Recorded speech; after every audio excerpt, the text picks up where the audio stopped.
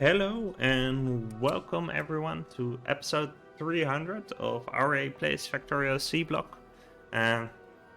We're actually, I would have hoped to get a rocket launched before the 300th episode, but it looks like we're gonna be probably a few after.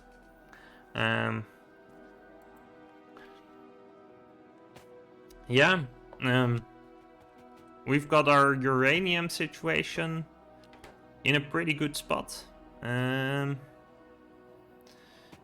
don't know if we quite have enough. Yeah, it looks like we do have enough actually to keep like 2 centrifuges going most of the time, which is gonna be very useful to speed up.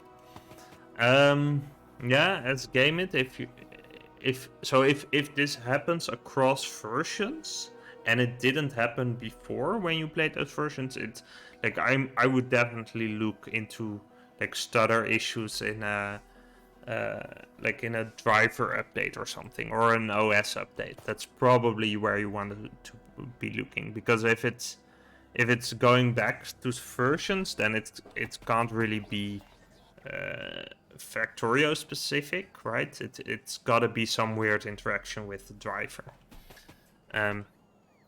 So I've actually run into a lot of fun bugs over the years.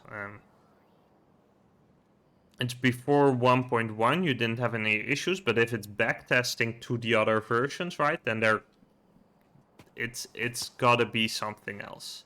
It can't be a specific Factorio release, at least.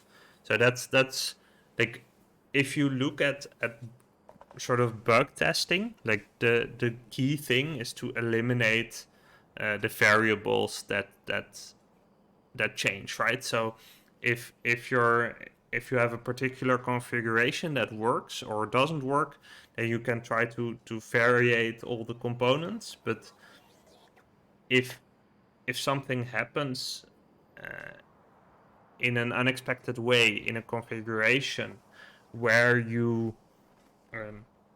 where it used to work before, and you change stuff and you change it to how it was before and it no longer works, then you haven't matched your configurations. Because in the end, like, computers aren't magic machines.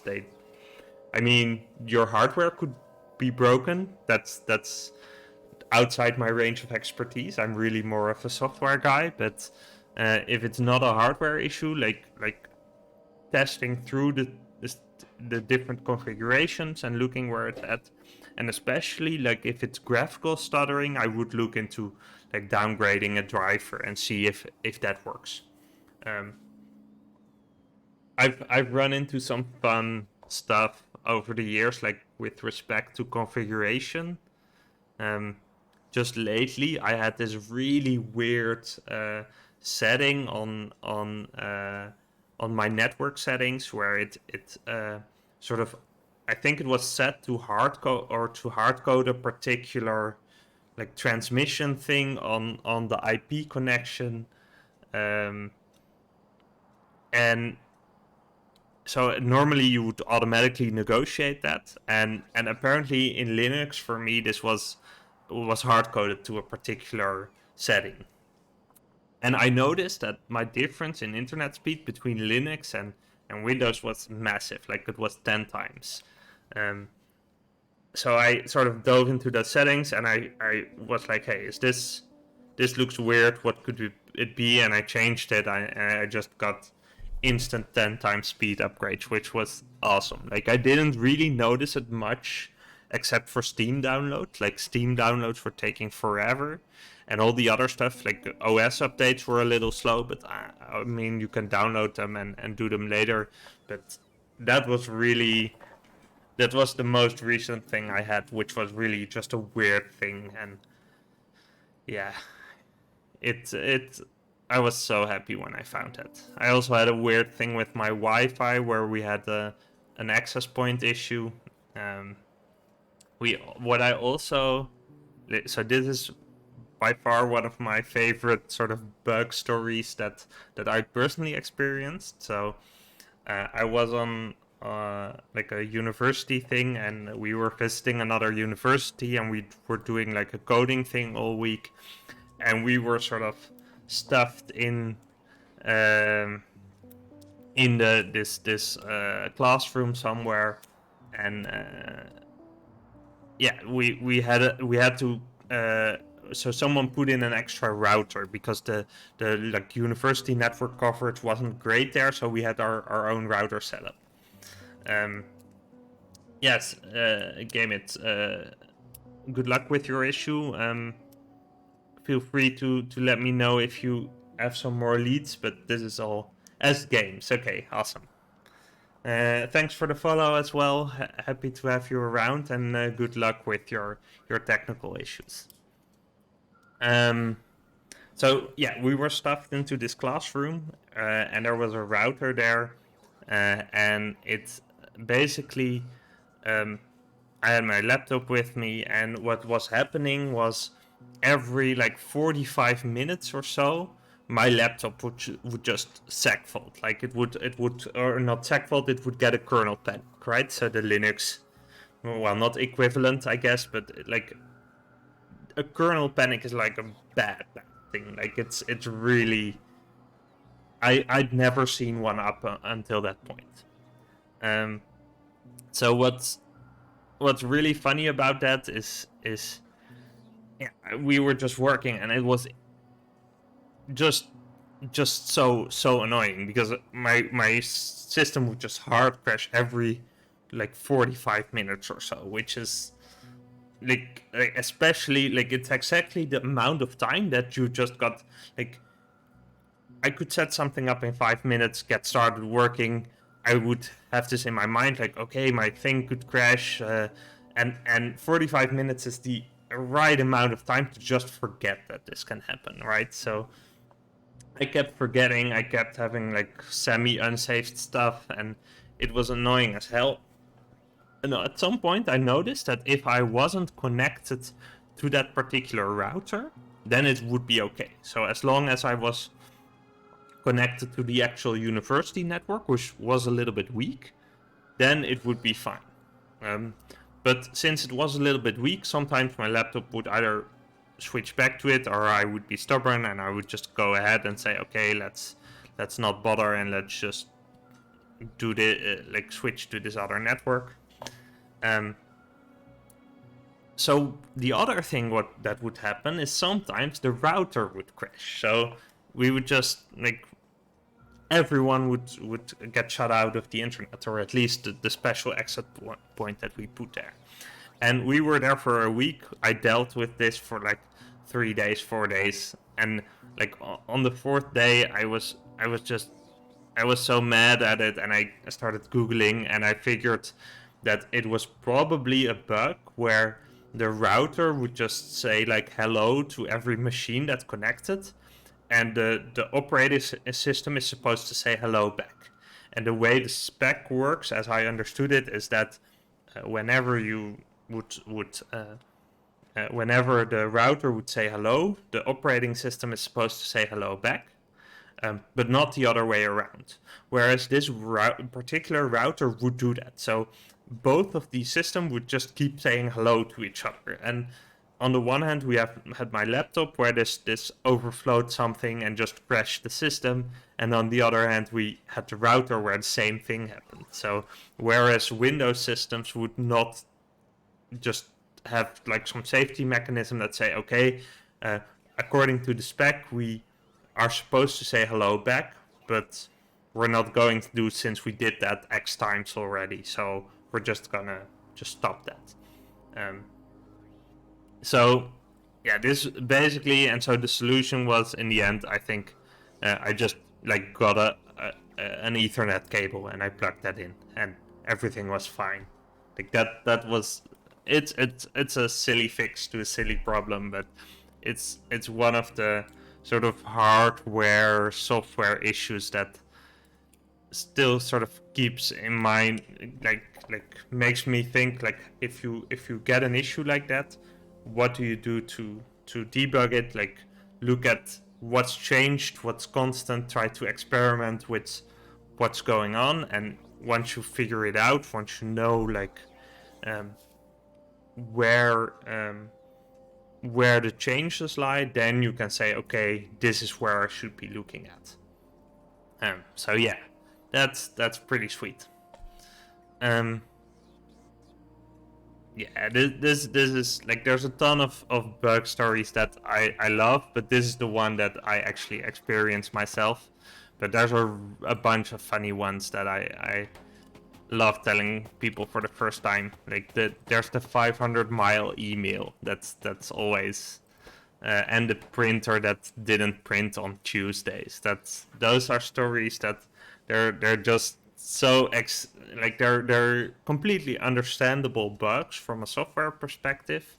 But yeah, they're the story surrounding them is just so entertaining that it yeah makes a good tale in itself.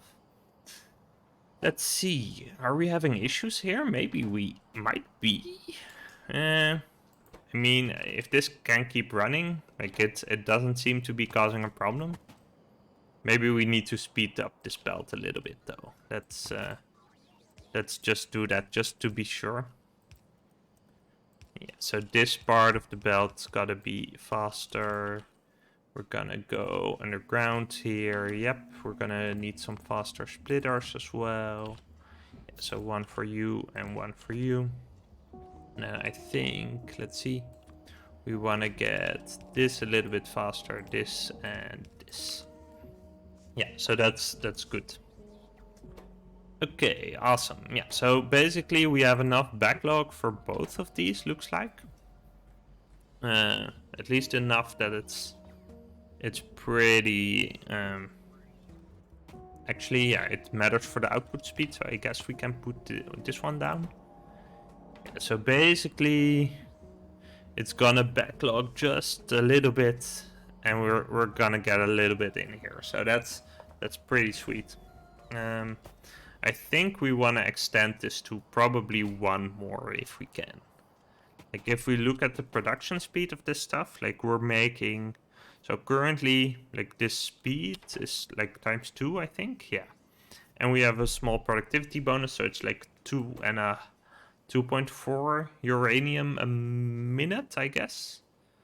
Yeah, so this is like 5 uranium a minute. I guess we can allow the overflow to start collecting now. Like that seems fine. And start making that into plutonium. Like we're still waiting for the space science research, so that we could also wait for a little bit just to make sure that, like, we could let's actually add just one more. Right? That should be fine. And then like it will be a little bit before it can actually be used. Can we do this? Why can we not do this? Did I mess up? No, we're good. Okay. Yeah, this is fine. We're gonna add a couple more beacons just to cover the final one. There we go. Yeah, like this. That one doesn't matter. This one does matter. So speed modules up here. Yeah, let's go. Okay. So yeah, we need this to be placed, but once it's there, like it's gonna mean that it will be a little bit longer before we get our backlog from basically this system, right? So some of our backlog is gonna siphon into this centrifuge, but once we are able to do it, then yeah, basically we're gonna have a good time. And this loop is still built to only put access stuff in the network, and we can siphon a little bit off, but it's not gonna be incredible. Yeah, and here we're still getting a massive amount of the old stuff.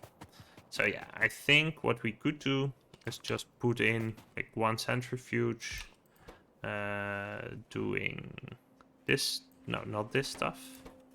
Doing. Yeah, so actually once we have enough plutonium, we can also start working it up. So that actually is a good argument for, yeah. In the end, we should have actually done a plant probably, but this is real nice as well, right? Yeah. So we want to do a requester chest here with this stuff. Like here, the output's not gonna matter, right? Like we're just gonna do that like this. Get this out here. Limit this on not that stuff, but on the plutonium. Yep. Less than 60. Yeah, that seems fine. Like it should be. I guess it should be less than. We want to get like.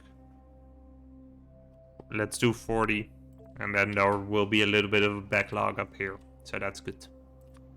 Yeah, so this stuff, we have this outside range, but we want to get some of you guys in there.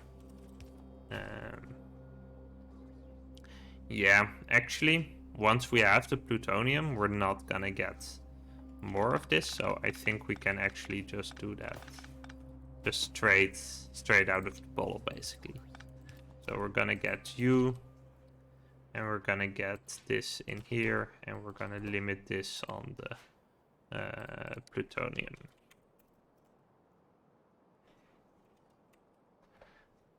Yeah, there we go.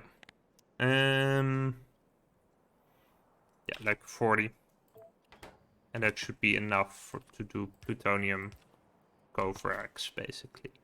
Let's do one of you, and let's do productivity modules in you. Yeah, so actually, maybe we should be doing centrifuge too. No, we should research that then. Let's see, centrifuge. Those are probably really, really expensive, right? They're quite expensive. We could do it, but it would be pretty harsh on the economy. Yeah, looks like this one actually... Yeah, we can actually sustain 3 of them, looks like. That's pretty sweet. Like, we can't sustain the third one constantly. But, yeah. We should be okay. Yeah,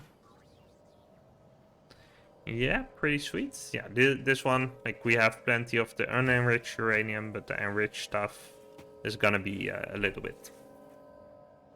But yeah, basically, if we look at this, like, we're gonna get per machine, we should be getting 2.5 a minute. So we're gonna get 7.5 in total per minute. This guy, it actually consumes 2 to make 1 plutonium, right? So what does that mean? That means we're gonna get... So we're gonna get 3 plutonium a minute once this overflows, which is actually totally fine, right? That's gonna mean we should have it in like 13 minutes, which I don't think actually is gonna happen. So yeah, that's pretty sweet. And then we're gonna set up a similar setup for the plutonium, but probably with just 1 machine. Like, once we have the 1 machine going at it, we should be okay. Yeah, that's gonna be interesting. But yeah, should be good. Let's look at science. How's that going? Let's see. Low on... Yeah, either yellow or pink, right? They're actually both not in the greatest shape. If we look at pink, this stuff is still waiting for red circuits, yeah? Why are you low? How's the... This is okay? This is okay?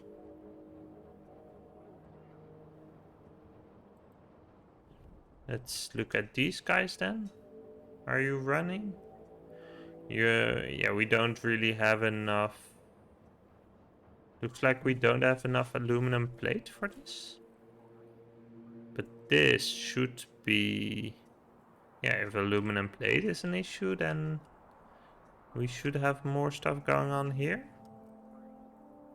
Let's see. Yeah, you are actually fully backed up. So where is that going? Should be somewhere over here, right? Yeah, so... Okay, so basically this guy is running all the time. Okay, I'm not too worried, though we probably should be clearing out some of the forms. Yeah, Okay, let's see.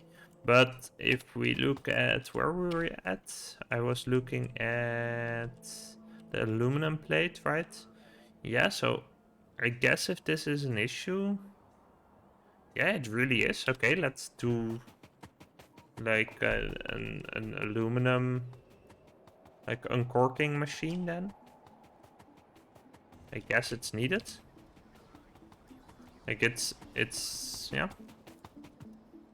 I wasn't expecting that, but apparently it is. Let's see. So we're gonna do something here. Yeah, this. We're gonna do you guys. We're gonna request some coils and we're gonna limit that to, let's say, like 400. That seems fine. It will reduce speed. Hey, Akermith. Is there a light green uranium bot loop at the Coverex? Yeah, there is. So it's not pretty, but basically, yeah, it's the only way I could think of to make this work. Like, there's a bunch of stuff we could do here to make this a little bit more efficient. But we're making like the normal uranium is coming from here. I want to bring that into the system with a bot. I also want to take the stuff out if we don't need it. So there is indeed a little bit of a bot loop here. We could get rid of the requester. You are right about that, but I still I still want to keep this going. So like if we happen to make some extra enriched uranium over here, I do want to bring that in. It's not that efficient, but it does stabilize. So what I could do, and I do agree that's a good idea, what I'll do is I'll just reduce this to 1. So that means that the backlog we're gonna get over here is gonna be like at most like 10 pieces. So it's not gonna matter that much in terms of backlog management, but it will enable us to bring some uranium from over here into here. So that's gonna be nice. Like it will still, let's see, yeah, I actually improved this belt, but I don't think I'm tied to just having it into one spot, right? Because we're gonna side load it on this side anyway. So we could just offset you. That would actually help. Yeah, and just putting the requester here, it's a little bit inefficient, but I like it just because it allows me to like some peace of mind that we're actually bringing in all the stuff that we need. I guess once we're really taking it out, we could still remove it. And yeah, exactly. If it's stupid but it works, it's not stupid. That's keep it simple is also one of my like mottos, but especially in Factorio, like if I'm doing something and it's good enough, then I'm not gonna complain. And yeah, we're just gonna be happy that we made it.